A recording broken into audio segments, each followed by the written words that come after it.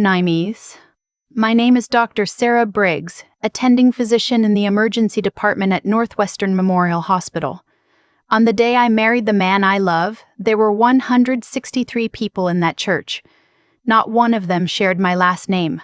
The ceremony was held on a Saturday in October, when Chicago wears its best colors and the air carries that particular sharpness that reminds you something is ending.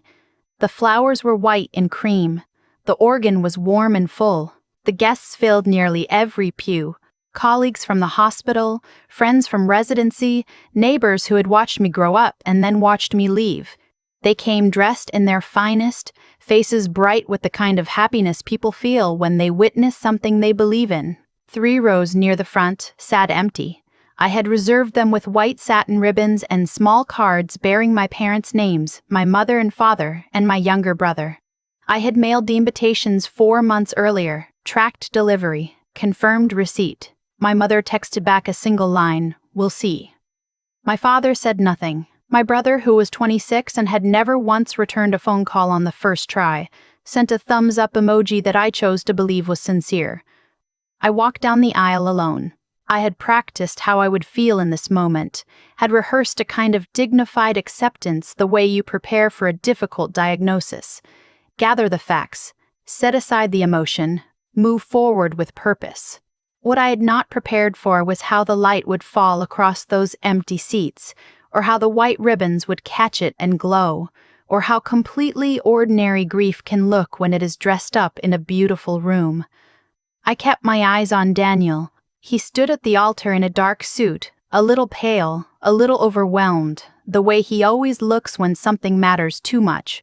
Daniel teaches high school chemistry in Evanston. He is patient, the way science teachers are patient, unhurried, thorough, certain that the answer will arrive if you give it enough time.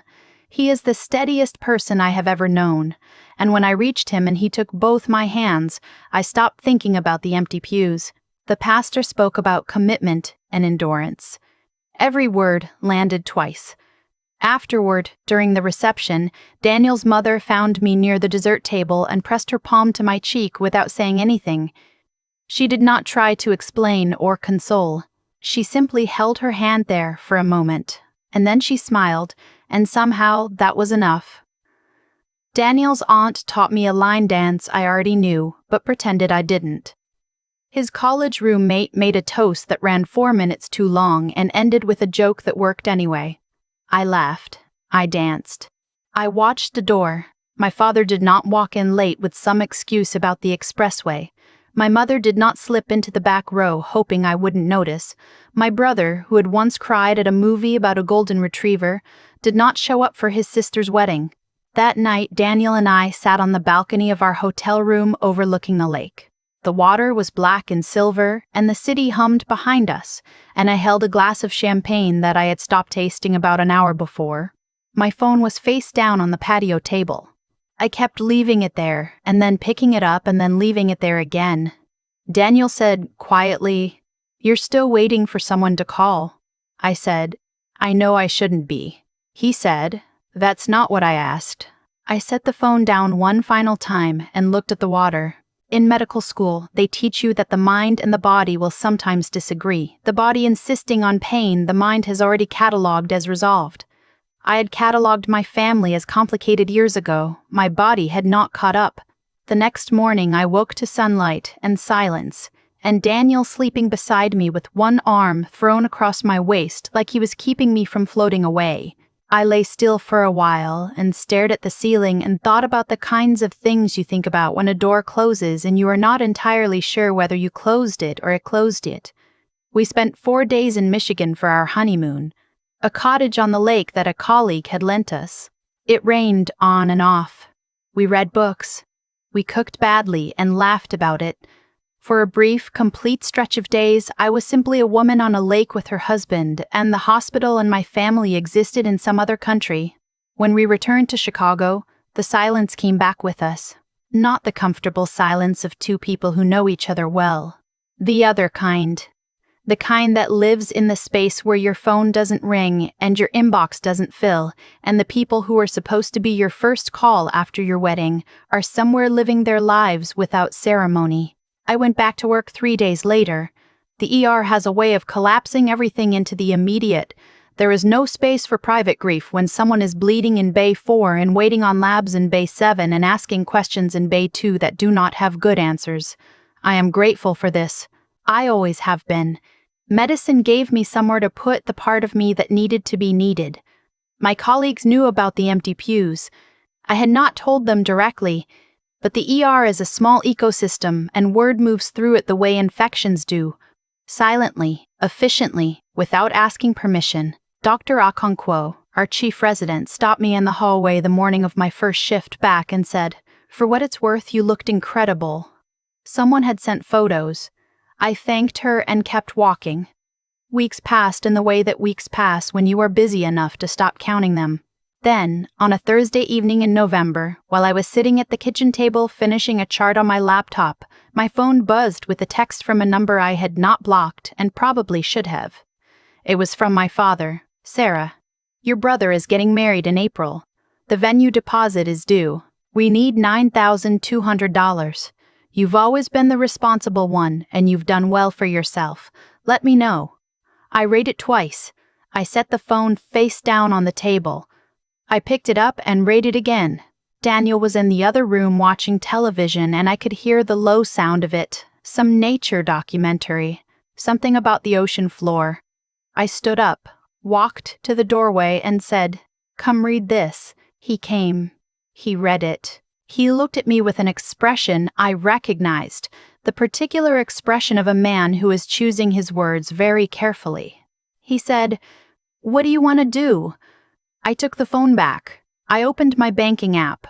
I transferred exactly $1 to my father's account. In the memo line, I typed, "Congratulations to the happy couple." Then I went back to my chart. Daniel leaned in the doorway for a moment longer. He said, "That's it?" I said, "That's it." He nodded slowly, the way you nod when something is both satisfying and quietly devastating at the same time. Then he went back to the ocean documentary, and I finished my chart, and neither of us talked about it again that night. The next morning, I woke up to 3 texts from my father, sent between midnight and 2 in the morning. The first said I was petty. The second said I was ungrateful. The third said that after everything they had done for me, paying for college, supporting me through medical school, giving me every opportunity, I had the nerve to send $1 like some kind of joke. I thought about the money my parents had contributed to my education. It was real, and I had never pretended otherwise. They had helped. Some. Enough that I acknowledged it. Not enough that it purchased silence for the rest of my life. I did not reply. I changed nothing. I blocked no one.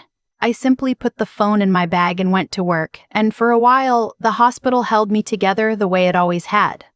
The calls to my workplace started in December. The first one went to the hospital's general line and asked to speak to my department chief. The caller, my father, though he did not give his name, said he had concerns about a physician in the emergency department who had mishandled a personal financial matter and displayed questionable judgment. The administrative coordinator who took the call flagged it as vague and logged it as unactionable. Dr. Merritt, my department chief, mentioned it to me in passing with a look that said he found the whole thing faintly absurd. "Your father?" he said. "Probably," I said. "Probably," I said. He nodded. "Thought so. Carry on." But it didn't stop. A week later, one of the nurses told me that a man had called asking to verify my credentials and confirm my shift schedule.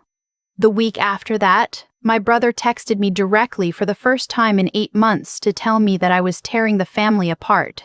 My mother left a voicemail, calm, careful, a little rehearsed, saying that my father was only trying to reach me and that I needed to understand how much I had hurt him. I listened to the voicemail twice. Standing in the ambulance bay between patients, the cold December air coming in off the street, how much I had hurt him. There it was, the reframe, the reversal, the version of the story in which the person who was abandoned at her own wedding is the one who needs to apologize. I deleted the voicemail and went back inside. That night, Daniel found me at the kitchen sink staring at the faucet. He didn't say anything at first. He stood beside me, leaned his back against the counter, and waited. I said, "He called my hospital." Daniel said, "I know, you told me." I said, "No, he called again. This time about my credentials." He was quiet for a moment. Then, "What do you want to do?" I had been a physician long enough to know that when a patient comes in with a recurring symptom, you don't treat the symptom, you find the source. I said, "Nothing. There's nothing to do. He's trying to get a reaction." Daniel said, "And?" I turned off the faucet. "And I won't give him one." He looked at me for a long moment. "That's the right answer," he said. "I just want to make sure you're okay inside it." I was not entirely okay inside it. I was managing it, which is what physicians do. We manage. We triage. We assess severity and allocate resources accordingly. I had assessed the situation and determined that feeding it would make it worse, and so I starved it, and starving it was its own particular kind of exhaustion. My aunt called in January. Then a cousin I had not spoken to in years. Then, improbably, a woman from my mother's church who introduced herself by saying she was calling in the spirit of Christian reconciliation, and then proceeded to tell me that young women today had no respect for their elders. I thanked her for her time and ended the call. The pattern was familiar. I had watched it happen to patients before, the way families organize around the loudest voice in the room, the way one person's narrative becomes everyone's truth, before anyone stops to ask questions. My father was a loud voice. He always had been. He had the kind of authority that doesn't require a title, the kind that people follow because standing against it requires more energy than most people want to spend. I had spent my entire career learning how to stay calm in a room that is not calm. February arrived with a cold snap that dropped Chicago to single digits for 2 weeks straight. The ER stayed full. Frostbite falls on ice, the particular misery of people who had delayed coming in too long because they thought they could manage at home. I worked long shifts and came home tired in the right way, the kind of tired that lets you sleep. One afternoon between patients, Dr. Okonkwo stopped me in the hallway and said, "There was another call. Front desk has a log." She said it the way she would report a recurring lab value. Matter of fact, no drama. I said, "Same number?" She said, "Different number, same story." I thanked her and filed it in the part of my mind I had designated for things I could not control. That evening, I went for a long walk along the lakefront, something I only do when I am processing something I am not ready to put into words. The ice had pushed up along the shore in great gray plates, and the wind was sharp, and the city behind me was lit up against the dark sky. I walked until my face went numb, and then I stood there anyway. I thought about my father. Not the father who was calling my hospital or demanding money for a wedding I had not been invited to plan. I thought about the father who took me to the science museum every December when I was small, who quizzed me on anatomy from a children's book when I announced at age 9 that I was going to be a doctor, who drove me to every college interview without complaint, and sat in parking lots for hours reading the newspaper while I sat in rooms trying to impress strangers. That man existed. He had been real. Something had happened between that man and this one, and I did not fully understand what. I had my theories. My success had outpaced his expectations in a way that seemed to embarrass rather than please him. My brother had struggled. Jobs that didn't last, plans that fell through, a general sense of unfinished business that my father quietly blamed on everyone except the person responsible. I was supposed to be the solution, and instead I had become a comparison. I walked home. Daniel had made soup. We ate quietly, and at some point he reached across the table and put his hand over mine, and I thought, this is what showing up looks like. This, right here. In March, I received a certified letter from a legal address in suburban Illinois. It was not from an attorney. It had no legal standing, no filing, no case number. It was simply a letter on official-looking stationery, in which my father accused me of withholding financial support from aging parents, of abandoning the family unit, and of causing emotional distress through deliberate estrangement. He requested that I contact him within 14 days to discuss resolution. I showed it to Daniel, who read it carefully and then looked up and said, "Do we need to call someone?" I said, "I don't think so. This isn't a legal document, it's a performance." He said, "Okay, but keep it." I kept it in the same drawer where I kept my hospital badge backups and expired insurance cards. Not important enough to file, not useless enough to throw away. I did not contact him within 14 days. On the 15th day, I went to work, diagnosed a woman with a pulmonary embolism who had almost convinced herself it was anxiety, set a broken wrist on a 12-year-old who had fallen off a skateboard, and talked a man in his 70s through the news that his chest pain was not a panic attack but something that needed immediate intervention. I held his hand while his daughter was reached by phone. I told him he was in the right place at the right time, and I meant it. On the way home, I stopped at a grocery store and bought the ingredients for the recipe Daniel's mother had written out on an index card at Christmas. I came home and made it badly, and then made it better on the second attempt. We ate at the kitchen table with the radio on low and the windows dark with early spring rain. That night, I slept without dreaming. April came. My brother's wedding date passed without announcement on my end and without contact from theirs. I do not know if the wedding happened. I did not ask. I learned not to ask, by learning that some information only adds weight without adding clarity. What I did not expect was the silence that followed. After months of phone calls and letters and coordinated outreach from every peripheral figure in my family's orbit, everything stopped. No calls, no texts, no certified letters, no well-meaning women from my mother's church invoking Christian reconciliation, just quiet. I did not trust it at first. In the ER, a sudden absence of vital signs is rarely good news, but the weeks passed and the quiet held, and eventually I began to believe it was real. Summer arrived. Daniel and I made a routine of Saturday mornings at the farmer's market and Sunday evenings on the porch with whatever was left of the week. I started running again, something I had let go during residency and never fully recovered. I got to know our neighbors by name. I laughed more easily. I noticed when I was laughing that I was doing it, which sounds small but was not. One morning in August, I was halfway through a shift when the charge nurse, Pauline, appeared at my shoulder and said, "Bay 6. 63-year-old male, chest pain, came in by ambulance. Daughter is in the waiting room asking for the attending." I nodded and pulled up the intake screen. The name on the chart stopped me completely. Robert Briggs. Date of birth matching exactly. Address in suburban Illinois. I stood at the nursing station for a moment that felt longer than it was. Pauline was watching me. She knew my name. She knew my father's name was on that chart. She said carefully, "You okay, Dr. Briggs?" I said, "Yes. Give me 1 minute." I stepped into the break room. I stood at the counter and looked at the wall.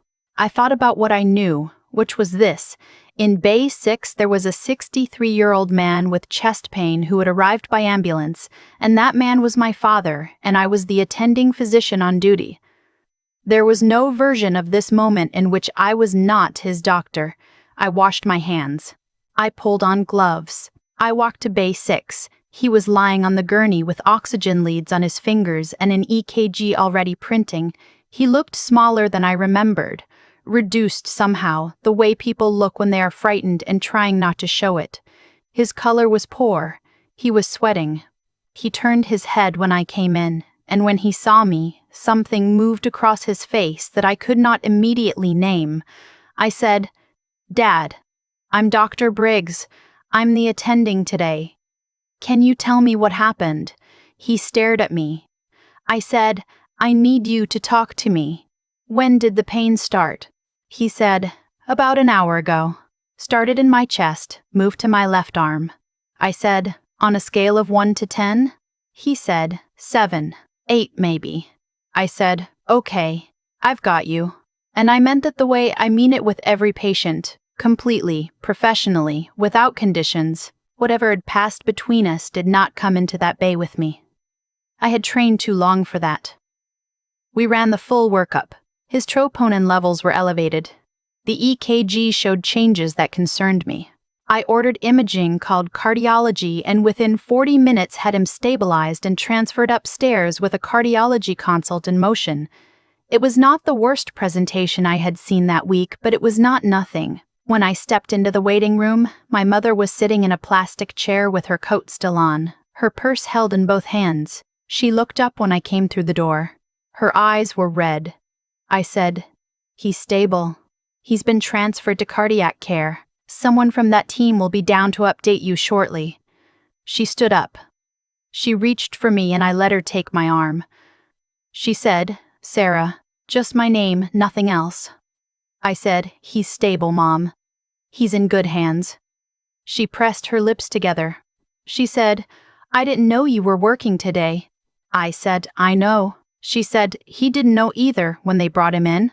I nodded. She said, "Does it matter to you that you helped him?" I thought about it honestly. I said, "He's my patient. Of course it matters." She nodded slowly. Then she sat back down, and I sat beside her for a few minutes before my pager went off, and I had to go. When I stood to leave, she touched my sleeve, the same gesture she had made on my wedding day when she hadn't come to my wedding day, when she'd been absent at my wedding day. Except she hadn't been there then. I went back to work. My father was in the hospital for 4 days. Cardiac monitoring, medication adjustment, follow-up imaging. His condition stabilized well. I was not his primary physician for those 4 days. That was the cardiologist team, as it should be. But I checked his chart each morning the way I check all charts for patients I have seen in the ER. On the 3rd day, a nurse from the cardiac floor left me a voicemail saying my father had asked if I was still in the building. I called back and said he could have my number if he wanted it. That evening, he texted me. It said, "I heard what you did."